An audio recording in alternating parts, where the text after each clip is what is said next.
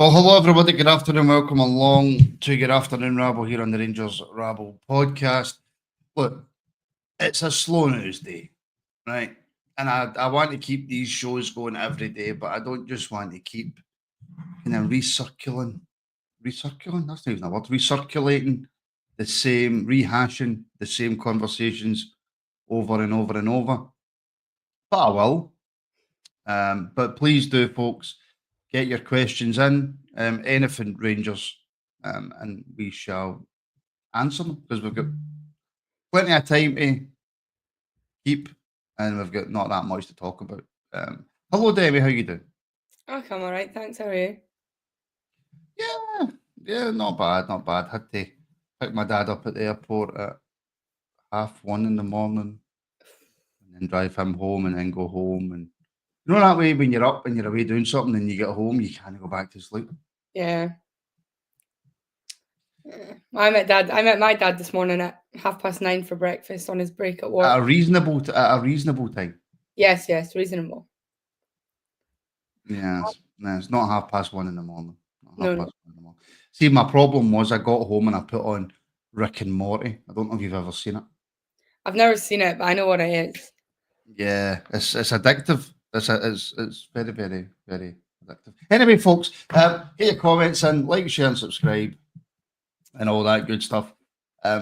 Let's start with a non-Rangers story then, Demi, shall we? It was the Europa League final last night. Thanks for Did that. you watch it? Did you watch it? Did you enjoy it? Did the right team win? I was watching it with my Man U shirt on last night, so I think that answers your question. That I was a bit gutted, but yeah, I thought the game was it was a very boring final. I will say, there wasn't. Other than the one that they scored, I don't even think Spurs had a shot on target. They certainly didn't in the first half. And that clearance off the line, oh my word, from that Spurs defender. Is it Van something? Van de Veen? Van de Ven. Van de Ven. Some clearance that was. Whew. Mm. Happy for, I say happy. I never really had an issue with Ange. Oh, I mean, the issue I had was he was a Celtic manager, right? Funny, funny you say that, actually. Me and Dad were literally speaking about that this morning, how if he hadn't played for them and we knew him only as Spurs manager, you would quite like him because he seems like a genuinely nice guy. It was just when he started to buy into the nonsense at Celtic, that he started to be like, oh, I don't really like you. But, now he's gone. Yeah, now that he's gone, you can't help but, almost feel happy for him last night. But I tell you, one person I did feel happy for last night was Son. His interview after the game was something special, I will say. The one thing I did notice, 'cause I did watch it. I think Son's past it now. Yeah, but I mean, when they asked him about, everyone's been asking you if you're a club legend, and he said that, I'll be a club legend when I win a trophy. So, it was quite nice, for everyone to be like, oh, so you're a club legend now? And he went, yeah, for today, and then tomorrow we're back to work. So I thought it was a wholesome moment for him. Yeah, well, congratulations, Spurs, on winning something. I gave them absolutely zero chance. Even when they beat Bodo, I was like, Manu will beat them in the final. But I think my hatred and disdain for Manu probably outweighs the fact that I dislike that Ange was the Celtic manager. So, yeah. Sorry, Demi, but I can't stand Manu. I just can't. I mean, it's sort of, a family thing. Like, growing up, you had to have an English team, and, two people in my family supported Man United. So it was just, when someone asks you who do you support, you just say that because you've got people in the family. So Yeah, but you could have picked any team. You didn't have to pick Manu. it was the only club though that anyone in my family supported. So It's a 6-month written warning, I think, for Manu supporters on here. I did see. I'm seeing in the comments the snipers saying Arfield will retire at the end of this season at Falkirk. I think it means the end of next season because I did see something, Demi, that says he's signed a new 1-year deal at Falkirk. So Arfield will be playing in the top league next season. Scott Arfield will be back at Ibrox, which pleases me greatly. Yeah, obviously, I think everyone kind of knew that Arfield was going to be, playing for Falkirk in the coming season because, when they announced it, when they announced that they had rehired him, to the best of my knowledge, they didn't say, like how long his deal was. So, it's good to see that, he went there to try and bring them back up, and yeah, he scored a few goals to help with that in the latter half of the season. So it's good to see that, he got what he went there to do, and he's been rewarded with it with a contract in the top flight. Do you think he could have done a job for us this season, the last season? Yeah, look, and I'm not just saying this because he's my favourite ever Rangers player to exist. But yeah, I said at the time, I thought that we let Scott Arfield go far too early. We let him and Ryan Jack go at the same time. Obviously we should have let Ryan Jack go because he was made of glass, but I don't know why we didn't keep Scott Arfield. He was happy to not be a solid starter. He came off the bench, gave it everything. He never gave up, scored a few goals, and was just generally solid in the middle of the park. So yeah, I do think we let him go too early. Well, Tim disagrees. He's just no. Although I'd never take a guy with that kind of haircut seriously. And Brian's saying Arfield should never have been let go. So Brian agrees. But in fairness to Tim, we say the same things about all the players. Time to move on. It is time to move on, Demi. Now, before we get on to the topic of conversation, which is the title of the show, which is very depressing, I will admit. What's going on with Steven Gerrard? Is he posting cryptic messages on Instagram? Is he just trying to wind us up? What's going on? Well, he posted a photo this morning, a few hours ago on his story. Obviously, it doesn't say where it was, but he tagged someone, and it's quite obviously not Scotland, because he's on a beach and there's nice buildings and the sun shining, so it's clearly not Scotland. But does that almost, if it is just saying that it is him who's coming back, does that almost sort of play into the whole trying to keep it a secret? Because if they're not ready to announce it, and everyone's saying, oh, he was in Scotland Monday, Tuesday, just because he's away somewhere today, doesn't mean he wasn't there earlier in the week. So yeah, I don't know. It's either someone's made up that he was sort of at the training centre on Monday, which I do find hard to believe, given the amount of people who had sort of different stories that all aligned with each other about him being here on Monday. So yeah, I'm not really sure, but it could be a sort of, we're not ready to announce it yet. Make sure you post when you go away. Well, the bookies, I mean, I think some of the bookies have stopped taking bets on it now. I can't remember which one it was, but at one point, I think Gerrard was 1-4 or something like that. I don't know. Because he's been in a few video clips online, and obviously we all know about Debbie, right? Everybody knows about Debbie, right? I don't know. I said this to you before we started. I've got a funny feeling, and I could be completely wrong. I usually am wrong. I've got a funny feeling that there's going to be an appointment made for a new manager, a new head coach, and it's going to come from completely left field, probably somebody that most of us have never heard of, and it will just be announced. That's my feeling on it. I still think, it's going to be Steven Gerrard. You just want it to be Steven Gerrard? Look, I want it to be someone who's going to win us trophies. Quite frankly, Martin, it could be you. See, if you're going to win us a trophy, I don't really care who you are. If you're going to win us a trophy, fine. But, I just think, often when rumours start to spread, you can normally tell if there's truth in them or not. The amount of big names who are posting, and Gerrard cancelling his ex-colleagues' charity event thing because he said he had prior engagements. And, for something like that, you make sure, before you agree to it, you make sure you're free. So I don't know. It's all roads seem to be leading to Steven Gerrard at the moment. Even when Ancelotti was brought in, when he was brought about, him coming was brought around, as soon as it was shut down, it was, oh, well, Steven Gerrard sort of in advanced talks. So, yeah, I don't know, but it just seems to be that no matter where we go, everything's coming back to Steven Gerrard. It is, but that doesn't necessarily mean that it's definitely going to be him, although the Ancelotti stuff seems to have quietened down a lot, I have noticed. I know Guillaume Balaguer was out the other day but he was more talking about Gerrard than he was Ancelotti. But the Ancelotti stuff, Demi, seems to have kind of died off somewhat. Yeah, look, was it Brazil he said he wanted to go away with? You know, and you can almost understand that, you know, if he's happy just now, you know, being with his dad and he wants to go away with Brazil, fair enough. You know, I think it was going to be a big ask anyway, you know, not even so much for coming to Rangers, but for asking someone to come and manage, you know, in the Scottish Premiership. It's a totally different league in itself, you know.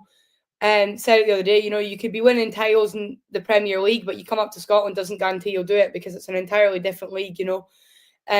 You almost have more pressure because, you know, it's always a two-horse race. So the pressure almost mounts up there. Because, you know, losing one game is then, you know, it's sort of, if you lose one game, you're under a lot more pressure here than you are down south. So, or in like, you know, overseas or whatever. So yeah, I do think that if we are bringing someone in, it needs to be someone who has, you know, an understanding of the league and how important it is to be winning every single game. I don't know. Right. So Tim's brought up a good point, right? But I don't know how much we can compare our current situation to Man U's situation, right? They're playing a bigger league, right? They've got a lot more money. So budget wise and stuff, it's a completely different stratosphere, right? But if I can just find this comment for Tim, when you look at the Man United manager, maybe going for tried and tested is our best bet just now. Oh, football nowadays, Demi, seems to be get the hot young coach in, the one that for some reason everybody's after. Don't go for that. Not even so much older, just more experienced manager.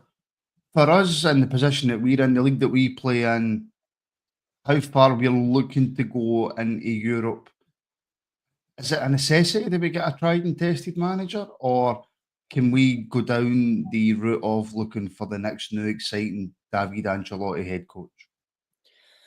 Look, I mean, the situation we're in now, I do agree. I think it does sort of have to be, you know, tried and tested because we need to win. Well, first and foremost, a league title, but, you know, we need to get into winning trophies again. You know, we finished this season with none.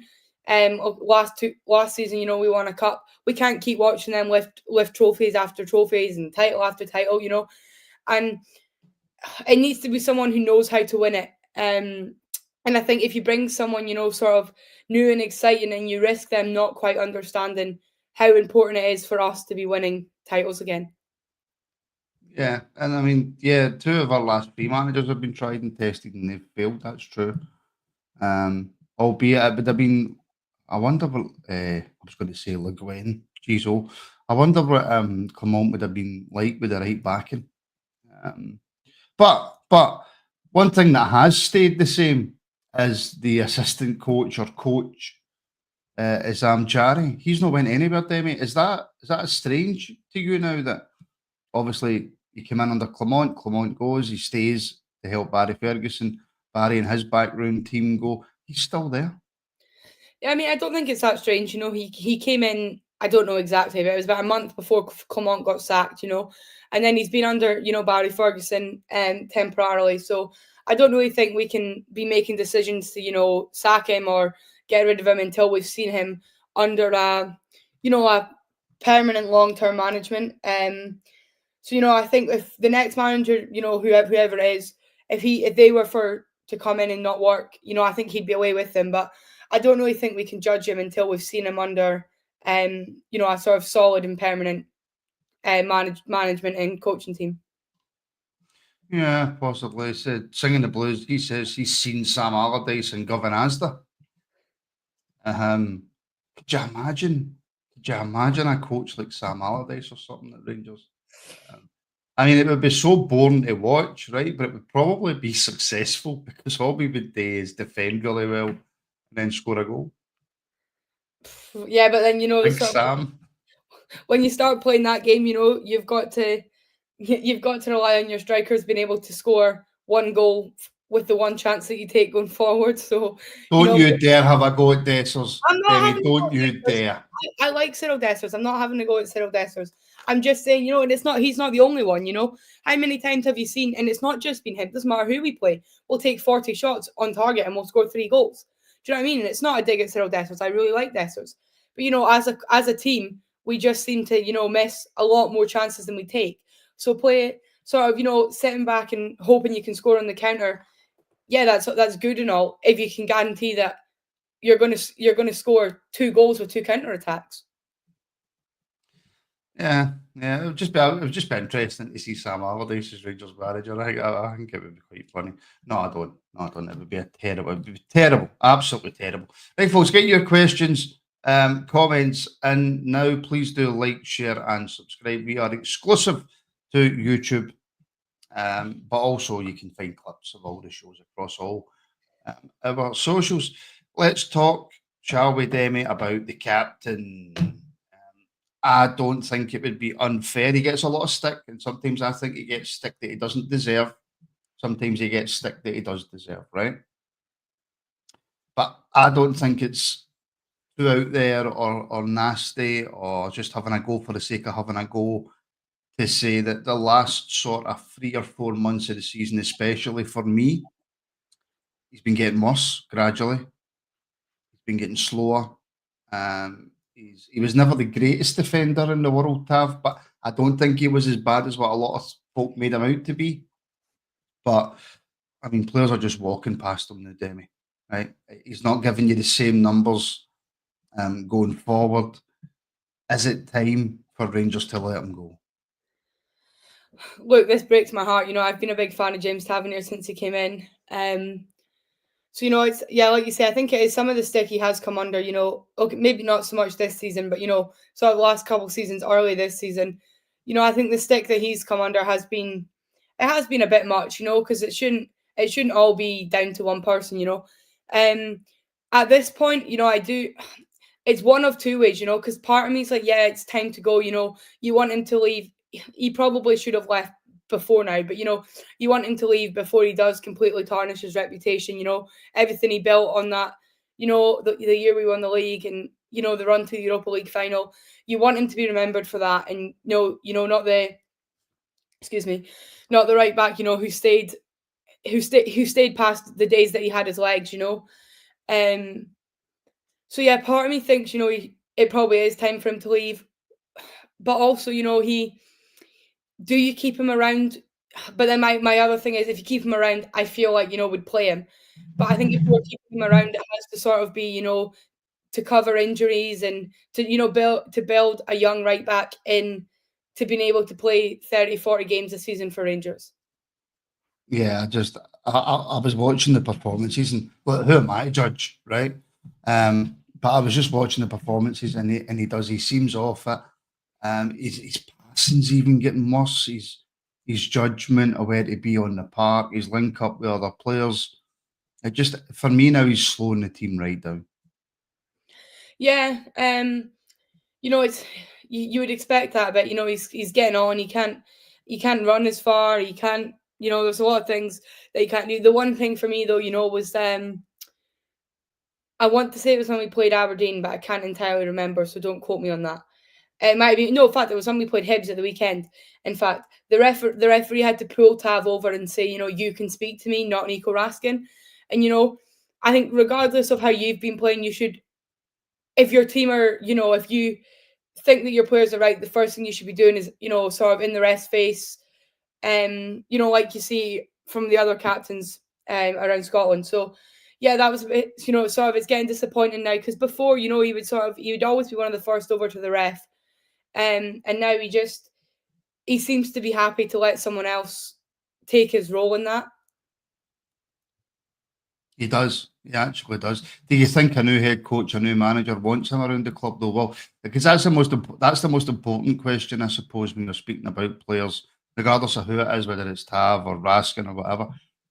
Does a new head coach or a new manager come in and want to keep him? Because how many times have you heard the conversation around Tav that, oh, for fuck's sake, Tav, the Tav's not good enough. Oh, look, somebody's got in behind Tav again. Oh, he's not giving us the same numbers going forward. And every single time we get a new manager or head coach or whatever you want to call it, he's picked, he plays most games, and he's still the captain. So are managers or coaches seeing something and have behind the scenes that they say to themselves, even though he might not be the player that he once was, he's still worth more to us than bringing somebody else in? Yeah, I mean, obviously you've got to look at that. Obviously we as fans, we're not the sort of the football experts, and the sort of playing side of it. So, for him to have A, remained captain, and B, to have remained for the most part as your starting right back, there's got to be, something that they're seeing. So maybe they're seeing something that we're not. Maybe we've and I say this as a fan base as a whole, not individually, maybe the Tav hate trains left too long ago that we don't see what these managers are seeing when they come in. But yeah, you can't. I don't think you can say at this moment will the new head coach or manager sort of keep Tav, because we obviously we don't know who it is. If it does happen to be Steven Gerrard, I would expect that he probably would keep Tav around. But if it happened to be someone else, like you say, someone totally out of the blue, you just don't know what they're going to be thinking. Well, Derek, don't be saying that too often. Don't say too often that I've made a good point, right? Because it just overinflates my ego. So don't do it. Just say terrible point, Martin. You've not got a clue what you're talking about. Just to keep me grounded. That would be nice, just to keep grounded. Now, all right, this isn't quite Rangers, right? But I don't know if you've noticed throughout the season, Demi, that there's been a specific player that I've made comment on in Scotland, midfielder, plays for Motherwell, right? And I've made comment about how good a player I think he is, how good a player I think he can go on to be, and how much I wish at the start of the season Rangers had just went in with a few million and got him. Right now, whether the argument being would Rangers have ruined them the way that it appears that they seem to be at the current time ruining Bailey Rice. I don't know. I would have just liked to have seen him at Rangers. Lennon Miller, Demi, it appears Motherwell value him at €9 million. I don't know what the conversion rate is on that, right? But let's just say 7 million quid, 6 million quid. Unless somebody in the comments can. That's about £8 million, I think, actually. It must be, I think it's just shy of 8 million. Well, do you know what? I'll do the conversion right now then, right? So 9 million. I can't be bothered. Right, aye. So let's say 8 million.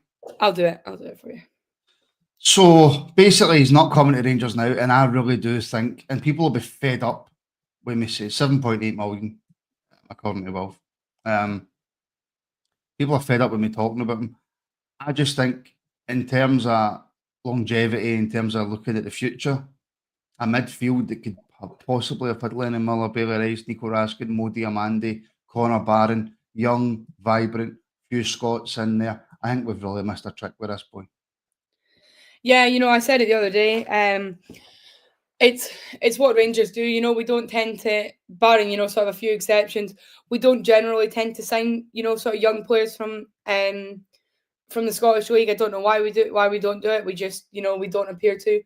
And whatever you think or don't think Lennon Millen's worth, they're worth whatever someone's willing to pay for them. And if Motherwell are saying they want £7.8 million and someone comes in and pays it, well then there you go. Lennon Miller is a £7.8 million player.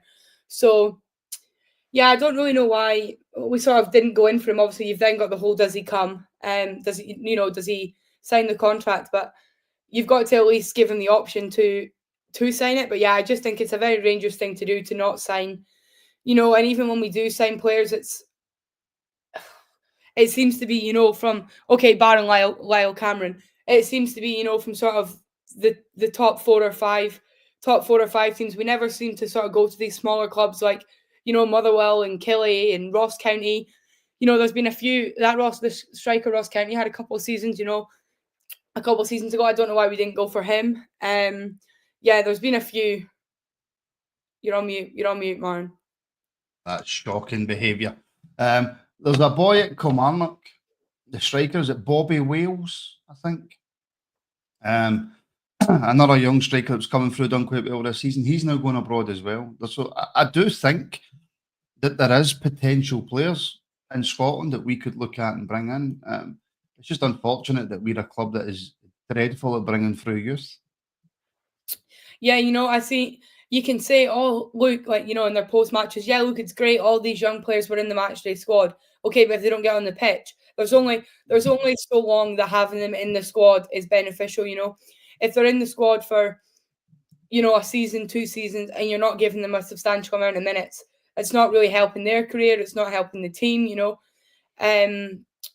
Yeah, I just think I can't help but think sort of why. What's the point in saying, "Oh, we're bringing them in and about," to then just have them sitting on the bench? Yeah, I know. And people are saying that the fact that I start, I think I did. Craig, with Miller, you'd have been signing potential. Well, he won Young Player of the Year. So are you? How? Yeah, no, sorry. I get annoyed. I get annoyed. I get very annoyed. Right, let's finish up on this. Happy story. Very happy story. Nico Raskin has once again been called up to the Belgium squad, Demi, after impressing. And he has been speaking. This would have been a really good time and it would have looked professional if I could have brought in a Raskin interview of him actually saying this, but I don't think it was a video interview. Anyway, he's been talking about how much he loves it at Rangers, how he wants to win things at Rangers, how he's really, really enjoying his time at Rangers. That fills me with happiness, Demi, because yes, we have this player trading model that we need to get right. We need to bring players through and we need to sell players, but we also need to have players at the football club who can help us win things. And for me, he is by far the best player at our football club. Yeah, look, like you say, obviously you've got to keep to, or get rid of, or sell on players once you've developed them. But you've got to keep sort of that 2 or 3 players. That's the sort of baseline of your team.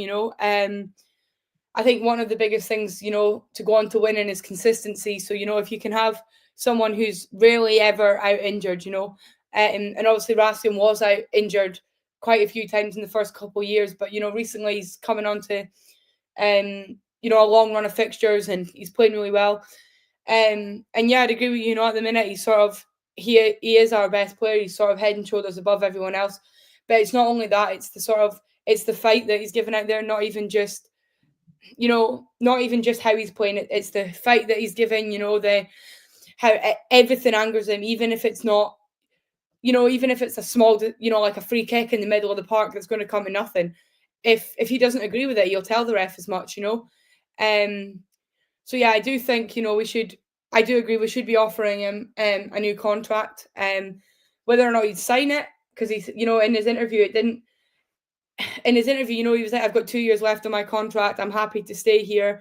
I love playing there." But he didn't really mention much about a contract extension. So I don't know if they've already had that conversation and sort of said, "Look, we're not going to offer you one," or if he's happy to just stay under with the 2 years he's got left.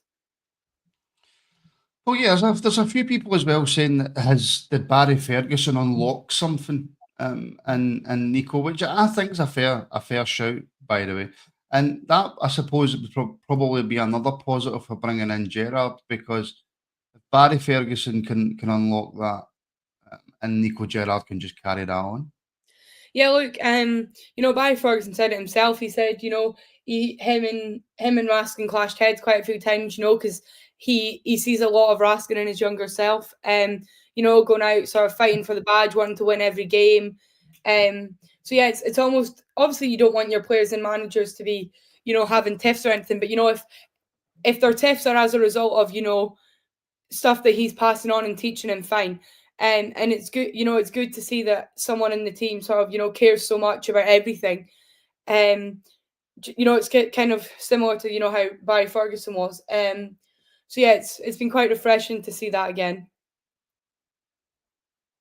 Very much so. By the way, I don't know how we've managed to get half an hour out of that, Demi, because it was. Do you know this is today? I don't know about you, but today, I mean, obviously, look, I spend my life looking at social media and talking to you guys in the group and try to think up Rangers content, etc., etc. Today's felt like the first proper day of no football for me. There's been no new stories coming out. Things are starting to die down a wee bit. The players have now got a month. It's 23rd is it the 23rd of June or something that they come back into pre-season? This feels like the first day of, oh, wait a minute, there's no Rangers. Oh, sorry. Sorry. Yeah. I think because obviously we've had, sort of for us on Sunday, there was the women's cup fight, the women's game at Ibrox, and then there was all the build up to the Europa League final, and then that happened last night. So I feel like now but just football as a whole. It's today sort of does feel like the day where it really does kick in that the season, that the season is done, and we are now. We don't have to watch any more games. No, but we're told that the takeover's not going to be done until mid-June, unless a manager's announced some point this week, which I don't think is happening. The club have came out and said they don't expect it to happen this week, as David Edgar told us last night. Doesn't mean it won't. It just means that they don't expect it.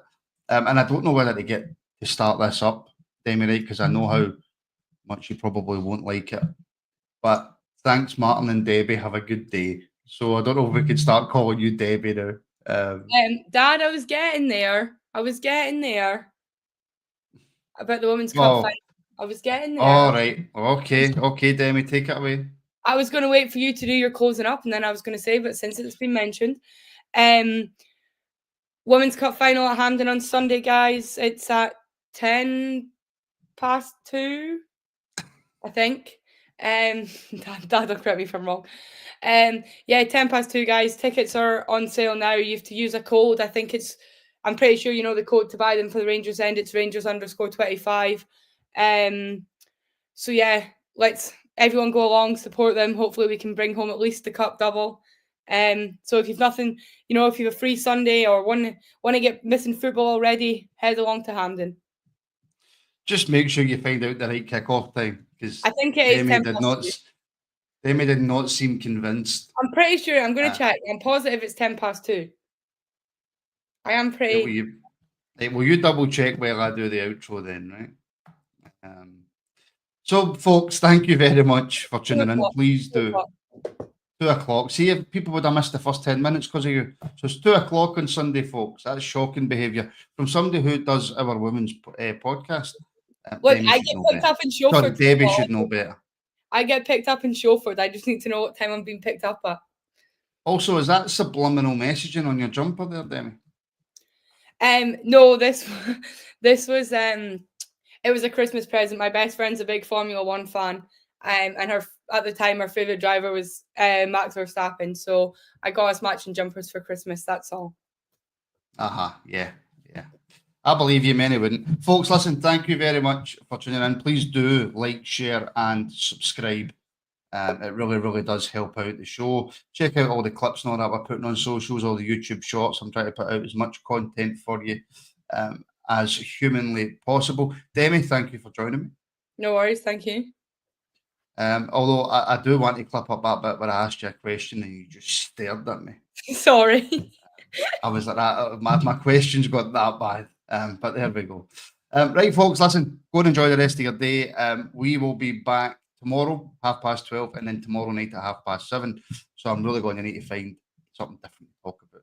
But don't worry, I will. So, folks, listen, thank you for watching, and we shall speak very, very